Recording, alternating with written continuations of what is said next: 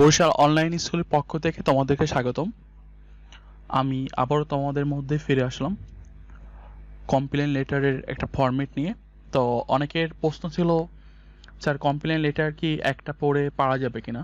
তো আমি তোমাদেরকে আজকে একটা ফরম্যাট দেখাবো, যেই ফরম্যাটটা তুমি যদি পড়ো সব ধরনের কমপ্লেন লেটার লিখতে পারবা। তো প্রথমে আসো কমপ্লেন লেটারটা আসলে কিভাবে আসবে। তোমার অ্যাপ্লিকেশনের বিপরীতে আসবে, মানে যদি তোমার অ্যাপ্লিকেশন না আসে তখন কমপ্লেন লেটার দিবে। তবে 90% কিন্তু আসার সম্ভাবনা তোমাদের অ্যাপ্লিকেশন। তো এর আগে আমি অ্যাপ্লিকেশনের ভিডিও তোমাদেরকে দিয়েছিলাম, আমাদের প্লে লিস্ট থেকে যেয়ে তোমরা দেখে নিতে পারো। এইচএসসি ইংলিশ আছে, সেখান থেকে তোমরা দেখে নিতে পারো। এখন বিষয় হচ্ছে, যদি তোমাদের অ্যাপ্লিকেশন না আসে সেক্ষেত্রে কমপ্লেন লেটার আসবে। এখন কমপ্লেন লেটার তো অনেকগুলো আছে, এতগুলো কি মুখস্থ করা এই অল্প কয়দিনই সম্ভব না। এই জন্য আমি তোমাদেরকে বলবো তোমরা হচ্ছে এই ফরম্যাটটা ফলো করতে পারো। অনেকেই প্রশ্ন করে, স্যার ফরম্যাট ফলো করলে তো আমাকে মার্ক কমিয়ে যাবে। আমি আবারও বলি, something is better then nothing. কোনো কিছু না পাওয়ার থেকে তোমার কিছু পাওয়াই ভালো, তাই না? মানে নেমে হচ্ছে কানা ভালো। দ্যাট মিনস তুমি দেখা যাচ্ছে একদম কিছুই পাও না, সেই ক্ষেত্রে তুমি এটা ফলো করবে। আর যদি তোমার কমন আসে কমপ্লেন এটা, সেক্ষেত্রে তো তুমি পারবে, তাই না? যদি কমন না আসে সেক্ষেত্রে তুমি এটা ইউজ করবা। তো যাই হোক, চলো শুরু করি। তো ধরো প্রশ্ন আসলো, write a complain letter regarding. এখন রিগার্ডিং এর পরে এখানে একটা সমস্যার কথা বলবে। কমপ্লেন লেটার মানে কি? অভিযোগপত্র। তোমার এলাকায় যদি কোনো সমস্যা হয় বা তোমার গ্রামে কোনো সমস্যা হয়, সেই সমস্যা নিয়ে তুমি কি করবা? কমপ্লেন লেটার লিখবা। কার কাছে কমপ্লেন লেটার লিখবা? সেটা হতে পারে চেয়ারম্যান, পুলিশ অফিসার, ডিসি অথবা মেয়র।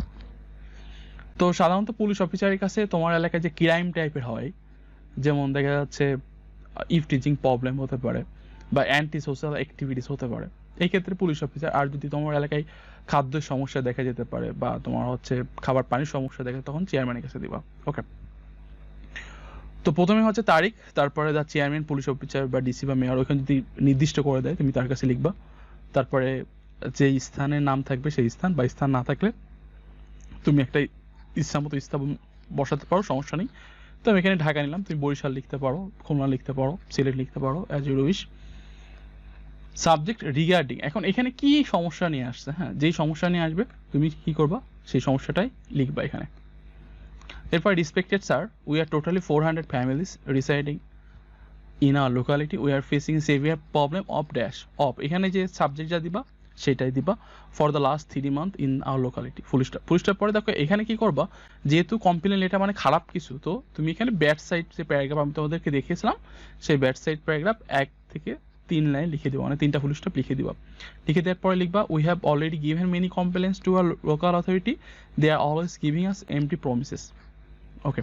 এরপর একটু গ্যাপ দিয়ে লিখবা, so I request you to look into this matter personally, kindly do needful and oblige, thank you দিয়ে ফেথ বলে তোমার নামটা দিয়ে দিও।